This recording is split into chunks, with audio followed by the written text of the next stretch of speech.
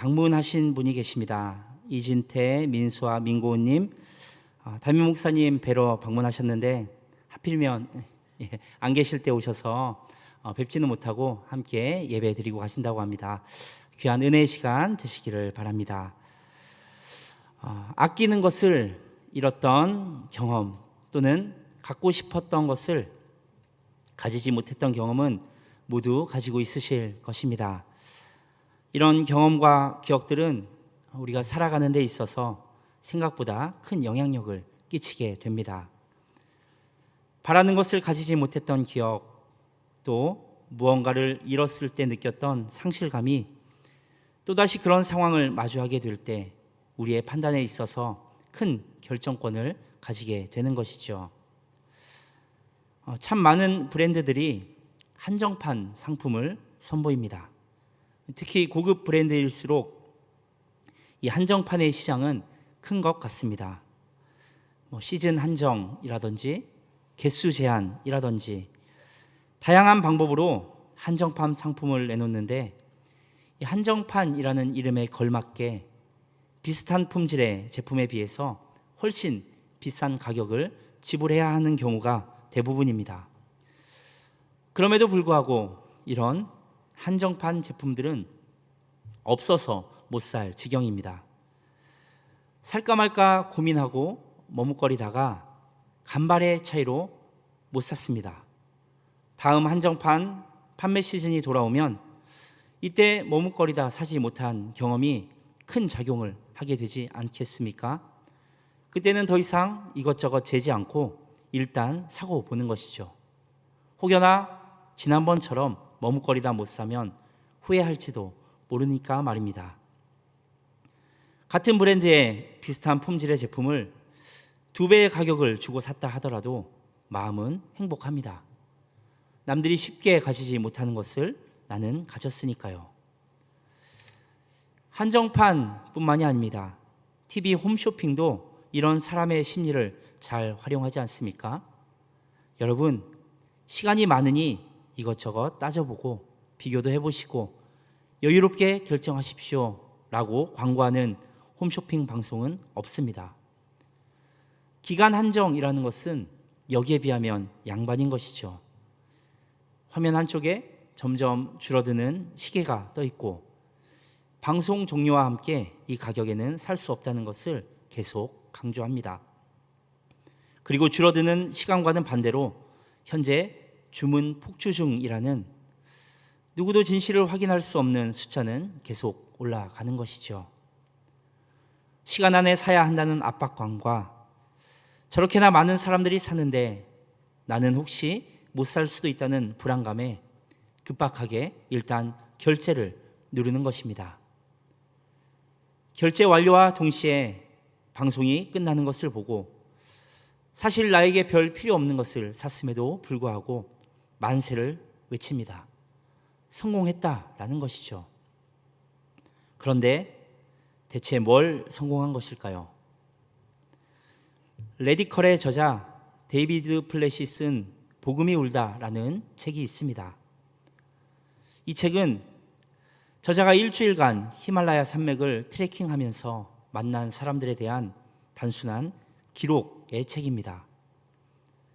그러나 그 책의 내용은 그것을 통해서 그 안에서 우리의 신앙의 현실이 어떤 것인지를 말하고 있습니다. 그곳에서 만난 한 사람의 이야기를 들려드리겠습니다. 시잔이라는 사람이 사는 마을에 콜레라가 번졌는데 오염된 음식과 물에 의해서 발생하게 되는 것이죠. 제가 의학적인 지식은 없어서 잘 모르긴 하지만 지금 이 시대의 콜레라는 그렇게 무서운 병은 아니라고 합니다. 수액을 맞고 항생제를 먹으면 쉽게 나을 수 있는 간단한 병이라고 병입니다. 그러나 치료하지 않고 그대로 방치한다면 며칠 또는 심지어 몇 시간 만에 목숨을 잃을 수도 있는 무서운 병이기도 합니다. 불과 몇 시간 만에 오염된 음식과 물을 통해 이 시잔의 마을 전체에 콜레라가 퍼지게 됩니다. 불행히도 약이 없어서 불과 이틀 만에 60명이나 되는 사람이 죽었습니다. 단 이틀 만에 가족을 포함해서 늘 함께하던 이웃 60명이 그 자리에서 죽은 것입니다. 이 책이 쓰여진 지는 한 5, 6년 전쯤 됐으니까 그리 오래전 이야기가 아닌 것이죠. 현재 우리가 살고 있는 이 시절에 일어난 이야기인 것입니다. 이 시잔에게는 자녀가 3남매가 있었는데 첫째와 둘째가 이 콜레라로 인해 목숨을 잃었습니다. 그리고 시잔의 부인은 친구와 친척 그리고 자녀를 잃은 슬픔을 못 이긴 채 우울증에 시달리다가 얼마 후 목을 메었습니다. 시잔은 남은 막내를 젖동량을 해가며 혼자 키우고 있는 모습을 이 책은 기록하고 있습니다. 우리가 무언가를 잃는다는 것, 이 상실이라는 것이 우리 삶에서 분명한 영향력을 끼치는 것이 사실인데 그것이 사고 싶은 것을 못 사는 것, 또 한정판 상품을 놓친 것, 이 정도라면 아쉬울 뿐이지 사실 큰 문제는 되지 않습니다. 하지만 우리가 사랑하는 가족을 잃는 정도의 고통이라면 어떻겠습니까? 쉽게 상상이 되지는 않지만 그냥 쉽게 넘길 수 있는 아픔은 아닌 것 같습니다. 오늘 우리가 함께 읽은 본문의 배경이 이와 같은 이야기입니다. 사랑하는 가족을 잃은 사람들의 이야기인 것이죠. 예루살렘에서 멀리 떨어지지 않은 곳에 베다니라는 마을이 있는데 그곳에 예수님과 가깝게 지내던 한 가족이 살고 있었습니다. 우리가 잘 아는 마르다와 마리아 그리고 나사로입니다. 이 사람들은 예수님의 사역에 많은 도움을 드린 사람들입니다. 필요에 따라 여러 가지 품목들을 제공해 드리기도 하고 또 예수님은 그런 이들이 편하셨는지 때때로 이 집에서 묵으시며 함께 지내기도 하셨습니다. 예수님이 이 가족을 진짜 사랑하신 것이 성경에는 보이거든요. 오늘 본문이 속해 있는 요한복음 11장을 보면 예수님이 이 가족을 사랑하셨다라는 것을 3절과 5절 그리고 36절에서 3번이나 이야기하며 강조하고 있습니다. 그런데 이 나사로가 어떤 병에 걸렸는데 어떤 병인지 구체적으로 나오지는 않지만 아마도 큰 병이었던 것 같습니다. 마르다와 마리아는 나사로를 치료하기 위한 노력들을 했지 않겠습니까? 의사에게 데려가기도 하고 또 좋은 약도 썼을 것입니다. 그러나 다 소용없었습니다. 모든 노력에 차도가 없자 결국 예수님께 사람을 보냅니다.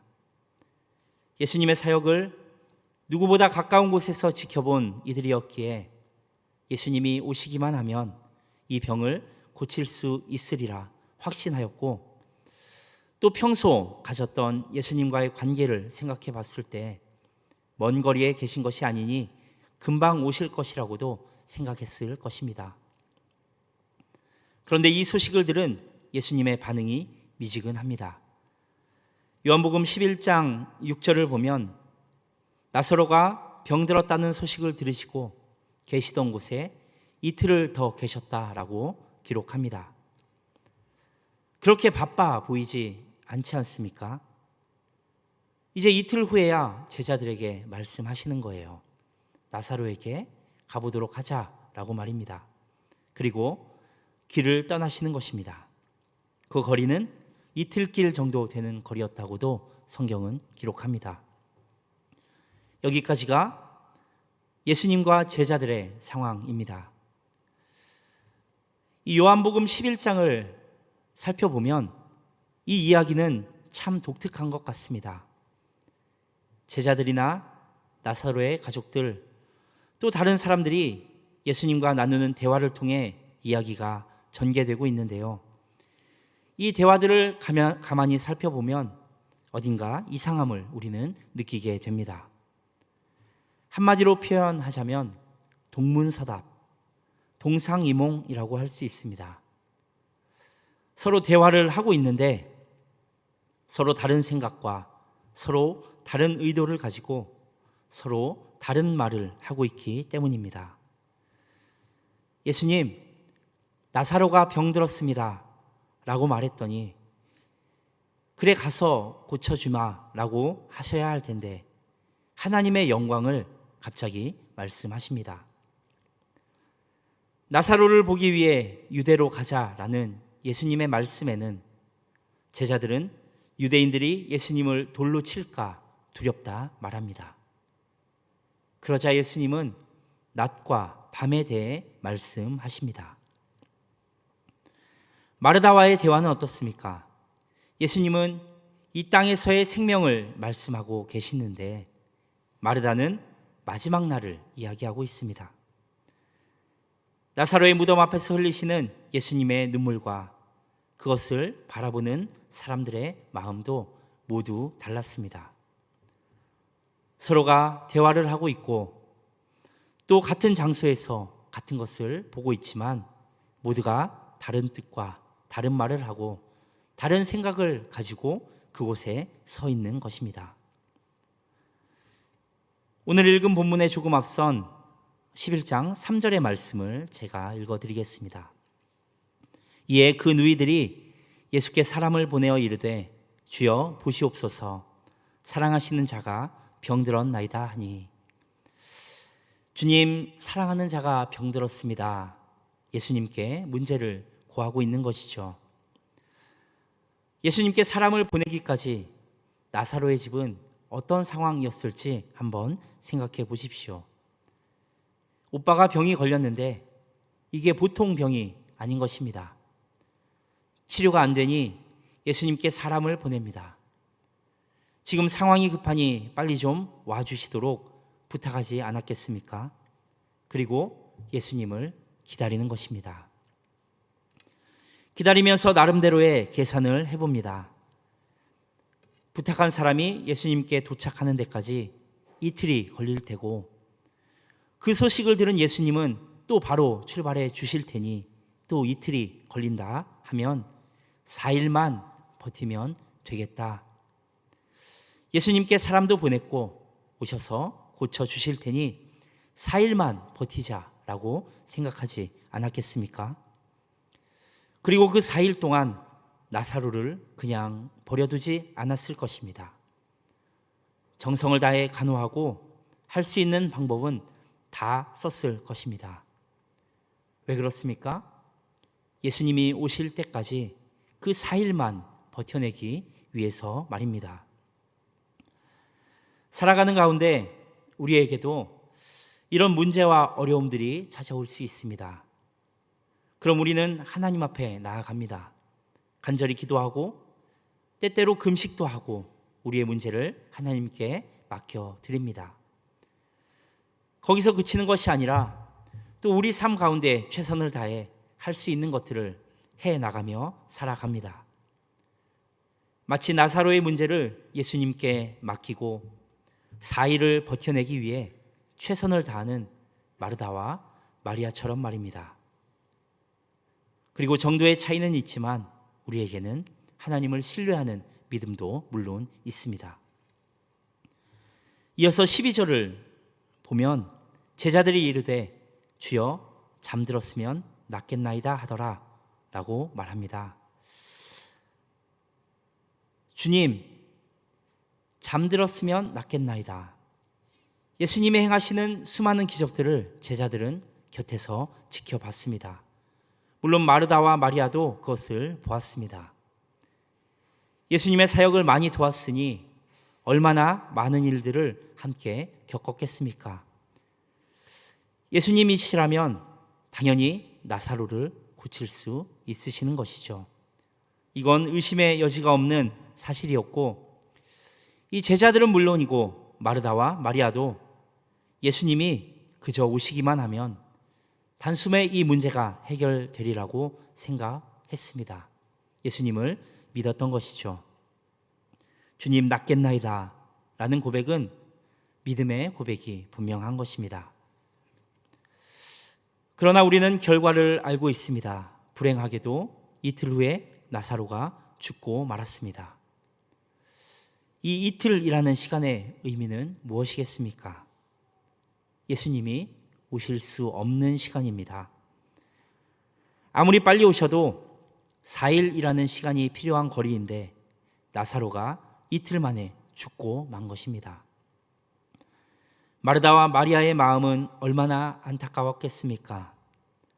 확실한 해결책이 있었는데 예수님이 오시기만 하면 오빠의 병을 고칠 수 있었을 것인데 우리가 좀 더 열심히 노력해서 단 이틀만 더 살렸더라면 오빠는 건강해졌을 텐데 또 우리와 오래오래 행복하게 살았을 텐데 라는 슬픔과 함께 밀려오는 그 이틀을 지켜내지 못한 자책감, 그것이 마르다와 마리아의 마음이 아니었을까요? 거기에 더해 이제 이틀 후면 예수님이 오실 테니 예수님이 오시면 함께 슬퍼해 주시겠지. 우리 가족들을 많이 사랑하셨으니까 그럼 우리도 예수님께 위로를 받아야겠다라고도 생각했을 것입니다. 그런데 나사로가 죽은 지 이틀이 지나도 3일이 지나도 예수님은 안 오십니다. 4일째가 됐습니다. 당연히 차를 타고 다니는 것도 아니니 하루 정도 늦어지는 것은 이해할 수 있지만 이틀이나 늦는다는 것은 말이 안 되는 것이죠. 그래서 감당하기 힘든 큰 슬픔 앞에 생겨났던 그 자책들이 이제는 예수님에 대한 원망으로 바뀌기 시작하는 것입니다. 예수님 참 너무하시네. 우리가 예수님의 사역을 얼마나 도왔는데, 예수님의 필요를 우리가 얼마나 채워드렸는데 정작 우리가 필요할 때는 안 오시는구나. 그럼 예수님께 있어서 우리는 과연 뭐란 말인가? 우리는 예수님을 가족과 같이 생각했는데 또 예수님도 우리를 그렇게 생각하고 우리를 사랑하시는 줄 알았는데 예수님에게 있어서 우리는 별로 중요하지 않은 사람들이었구나 라고 생각하지 않았겠습니까? 무슨 뜻입니까? 모르는 사람도 그렇게 많이 고쳐주셨으면서 최소한 그 정도로 우리가 도왔다면, 그 정도로 우리와 친밀하다면 우리가 필요할 때 비록 오지는 못하실지라도 최선을 다하는 모습 정도는 보이셔야 하는 것 아니냐는 말입니다. 슬픔과 자책과 거기에 더해 예수님에 대한 서운한 마음과 원망이 얽혀 있을 때 예수님이 오셨다라는 소식을 듣습니다. 여기에 성질 급한 마르다가 달려나갑니다. 따져야겠거든요. 본문 21절 말씀을 제가 한번 읽어드리겠습니다. 마르다가 예수께 여짜오되 주께서 여기 계셨더라면 내 오라버니가 죽지 아니하였겠나이다. 주께서 계셨더라면 내 오라버니가 죽지 아니하였겠나이다. 친절하게 말했겠습니까? 아니었을 것 같습니다. 상당히 가시가 돋쳐있는 말이었겠죠. 예수님께 달려나가서 따지는 것입니다. 마리아는 가만히 있었습니까? 그렇지 않습니다. 32절은 이렇게 기록합니다. 마리아가 예수 계신 곳에 가서 배웠고 그 발 앞에 엎드려 이르되 주께서 여기 계셨더라면 내 오라버니가 죽지 아니하였겠나이다 하더라. 문장을 보니 마르다보다는 정중하게 말한 듯 싶습니다. 그 발 앞에 엎드려. 그런데 모양은 정중한 듯 하지만 역시 마찬가지 아닙니까? 주께서 계셨더라면 내 오라버니가 죽지 아니하였겠나이다. 이 서운한 마음과 원망을 표현하고 있는 것입니다. 당신에게 우리는 대체 뭐란 말입니까? 예수님께 따져 묻고 있는 것이죠. 우리가 믿음을 보인다는 것, 믿음을 포장한다는 것은 참 쉬운 것 같습니다. 모든 것이 순탄하고 평안한 시절에 우리는 누구나 할 것 없이 믿음의 거장처럼 행동할 수 있습니다. 심지어 그것이 내 일이 아니라 다른 사람의 일이라면 더 말하기 쉽습니다. 누군가의 어려움을 보더라도 그것이 내 일이 아닌 한 믿음을 말할 수 있는 것이죠. 하나님을 신뢰하십시오. 기도해라. 하나님의 뜻이 있을 것입니다. 너무나도 쉽게 권면하고 말할 수 있습니다. 그러나 그것이 나의 일이 된다면 달라지는 것이죠. 우리의 문제와 어려움을 믿음으로 기도하였음에도 불구하고 실패와 좌절의 자리를 대면해야 할 때 우리는 어떻습니까? 우리 삶 가운데 포장된 믿음의 실체가 그제서야 드러나게 되는 것입니다. 실패의 원인을 어디선가는 찾아야 하는 것이죠. 내 기도가 부족했나? 내 믿음이 부족했나? 내가 하나님 앞에 신실하게 살지 못해서 그런 것인가? 그것도 아니라면 혹시 나를 사랑하지 않으시는 것은 아닌가라는 생각들 말입니다. 예수님이 오실 때까지 나사로의 목숨을 이틀 더 지켜주지 못한 자책에 슬퍼하는 마르다와 마리아처럼 나의 부족함을 탓하며 자책하고 절망에 빠질 수 있는 것입니다. 그러면서 생각해 보니 내가 그렇게 잘못하지는 않은 것이죠. 나는 기도도 열심히 했고 예배도 열심히 드렸고 헌금도 꼬박꼬박하고 때때로 금식도 하고 하나님 앞에 드릴 헌신도 충분히 한 것처럼 보이는 것입니다. 그런데 왜 나에게 이런 어려움이 찾아오는 것인가? 이제는 원망하는 마음이 들기 시작하는 거예요. 하나님, 내가 이렇게 하나님을 위해 헌신하고 노력했는데 최소한 이 정도는 해결해 주셔야 하는 것 아닙니까? 내가 큰 욕심을 내는 것도 아니지 않습니까? 그저 최소한 이 정도는 해달라고 하는 거잖아요. 그런데 이것도 안 해주시다니 주님 너무하십니다. 우리의 기도가 바뀌게 됩니다. 조금 더 노골적으로 이야기해 볼까요? 하나님, 제가 서울대 합격시켜달라고 한 것 아니지 않습니까? 최소한 수도권 대학만 갈 수 있도록 기도했는데 또 제가 얼마나 노력했는데 이거 떨어지는 것은 좀 너무하지 않습니까? 라는 기도들. 하나님, 제가 누구나 다 아는 대기업에 들어가고 싶어 한 것 아니지 않습니까? 최소한 남들 다니는 직장 정도만 취업하고자 하는 기도가 욕심 아니지 않습니까? 심지어 기도만 한 것이 아니라 노력도 했는데 왜 제 삶은 이 모양인지 주님 참 너무하신 것 아닙니까? 라는 기도. 마르다와 마리아 역시 예수님께 우리와 같은 마음으로 따져 물었던 것입니다. 예수님, 나사로 죽은 거 주님 탓하는 것 아닙니다. 예수님, 여기까지 오시는데 4일 거리에 계셨으니 이틀 만에 죽은 나사로 어쩔 수 없다 치겠습니다. 그런 나사로의 죽음은 이해하지만 예수님, 우리가 예수님께 어떻게 했는데 최소한 연락을 듣고 바로 오시기는 하셨어야죠. 4일 안에, 아니 아무리 늦어도 5일 안에는 오셔야 하지 않습니까? 이틀이나 더 걸린 건 이해가 되지 않습니다. 예수님 참 너무하신 것 같습니다. 최소한 이 정도는 해줘야 되는 것 아닙니까? 라는 기도. 나는 정말 욕심 부리는 게 아니라 최대도 아닌 최소한의 요구를 하나님께 드리고 있는데 하나님 정말 날 사랑하신다면, 날 자녀로 여기신다면 최소한 이 정도는 들어주셔야 하는 것 아닙니까? 자책하는 마음들, 또 최소한을 요구하는 마음들 모두 그럴듯해 보입니다. 그러나 모두 틀렸다는 것이죠. 내 힘으로 해보고자 하는 것, 또 최소한이라는 함정에 빠져서 내 욕심을 하나님의 의무로 전가시키는 것, 이 모든 것이 우리 모습 가운데 나타나는 연약함과 불신의 모습들인 것입니다.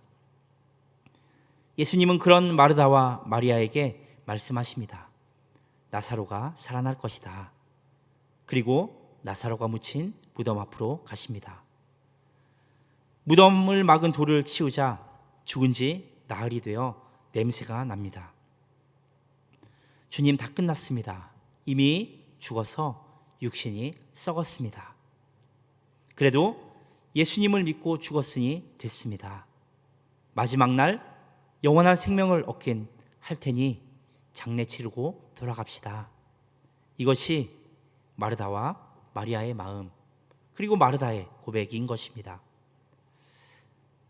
실패의 경험이 쌓이게 되면 우리 안에 하나님에 대한 기대가 작아지고 사라지게 됩니다. 기도해도 안 되더라. 믿는 사람이나 안 믿는 사람이나 똑같더라. 그저 이렇게 신앙생활 하다가 나중에 천국이나 가면 되지. 결국 그런 삶 가운데 하나님의 뜻은 나의 것이 되기에는 너무나 먼 일이 되어버리는 것입니다. 그러나 예수님은 그 자리에서 선포하십니다. 요한복음 11장 40절과 43절, 44절을 제가 읽어드리겠습니다. 예수께서 이르시되 내 말이 내가 믿으면 하나님의 영광을 보리라 하지 아니하였느냐 하시니, 이 말씀을 하시고 큰 소리로 나사로야 나오라 부르시니 죽은 자가 수족을 베고 동인 채로 나오는데 그 얼굴은 수건에 쌓였더라. 예수께서 이르시되 풀어놓아 다니게 하라 하시니라. 요한복음 11장의 모든 대화와 행동들은 동문서답과 동상이몽이 계속되고 있습니다. 그러나 끝에 가서 결국은 하나님의 뜻이 성취되고 절망과 좌절이 예수님의 선포에 의해서 기쁨과 승리의 모습으로 완성되고 있는 것을 우리는 확인할 수 있습니다. 그 자리는 하나님의 뜻이 완성되는 자리이기도 하지만 그곳에 동참한 모두의 삶이 완성되는 자리이기도 했습니다. 지금 여러분의 신앙은 어디에 있습니까? 기도와 믿음의 자리에 있으시다면 어떤 상황 가운데서도 흔들리지 말고 끝까지 나아가시기를 바랍니다. 자책과 원망과 절망과 포기의 자리에 있다면 하나님을 신뢰하시기 바랍니다. 영원부터 시작되어서 영원까지 흐르고 있는 하나님의 뜻과 계획하심이 지금도 우리들 가운데 흐르고 있습니다. 우리의 모습이 어떤 모습이든 하나님께서는 그분의 뜻에 우리를 동참시키실 것입니다. 그리고 그 자리에 동참한 모두는 하나님의 일이 완성되는 그 자리에서 자신의 삶 또한 완성되어짐을 반드시 보게 될 것입니다. 그 완성의 자리에서 부어주신 은혜 앞에 감사와 찬양으로 나아가는 여러 성도님들이 되시기를 바랍니다. 2026년 하반기의 시작인 오늘 남은 반년을 주님 앞에 그렇게 드림으로 우리 삶 가운데 더욱더 큰 감사와 찬송이 넘쳐나는 여러 성도님들의 삶 되시기를 주님의 이름으로 축원합니다. 기도하겠습니다. 거룩하신 하나님, 우리의 삶의 모든 부분이 주님의 계획 안에 있기를 원합니다. 보이는 상황과 환경에 무너지지 않도록 믿음을 더하여 주시고 주님을 온전히 신뢰하고 기다림으로 하나님의 뜻이 완성되는 자리에서 또한 우리의 삶이 완성되는 은혜를 더하여 주옵소서. 우리의 삶이 하나님께 영광되어짐으로 감사와 찬양으로 나아가는 우리 모두가 되게 하여 주옵소서. 예수 그리스도의 이름으로 기도드리옵나이다. 아멘. 우리 함께 나는 믿네 찬양하시고 기도하심으로 나아가겠습니다.